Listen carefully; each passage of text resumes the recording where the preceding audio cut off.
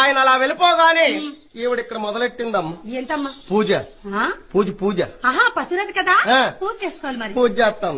ఆవిడ పూజ చేస్తుంటే దేవుళ్ళు వచ్చేస్తాను రమ్మ. ఎవరు వస్తున్నారు? దేవుళ్ళు. దేవుడు రావడం ఏంటి? మా పూజ దేని చేస్తారు? దేవుడి కోసం. దేవుడి కోసం పూజ చేసినప్పుడు దేవుడు రాడా? రాడు. ఊరుకో రాడుగానే. ఊరుకా రాడంటే నువ్వెప్పుడు పూజ చేయగల?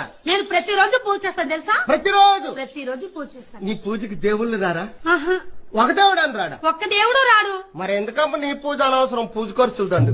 లేదండుగా మా ఊర్లో ప్రతిరోజు అలాగైతే ఎలాగా? పూజ మీద పూజ, పూజ మీద పూజ, పూజ మీద పూజ చేస్తుంటే దేవుడు వెనకాల దేవుడు, దేవుడు వెనకాల దేవుడు, దేవుడు వెనకాల దేవుడు వచ్చేస్తాను. ఈ వచ్చి దేవుళ్ళు ఈ ద్వారం అంట రావడం, ఇక్కడ పూజ చూసుకోవడం, దక్షిణ సమర్పించడం, మరలా ఈ ద్వారం అంట పోవడమే. అది కాదు, ఈ ద్వారం వెంబడి వచ్చిన వాళ్ళు మళ్ళీ ఇలాగే కదా వెళ్ళాలి. అమ్మో దేవుడు దేవుడు గుద్దుకొని ట్రాఫిక్ జామ్ అయిపోద్ది. ఒక దేవుడి సంగతి ఇంకో దేవుడికి తెలియకూడదు. అది సంగతి. ఆయన అలా వెళ్ళిపో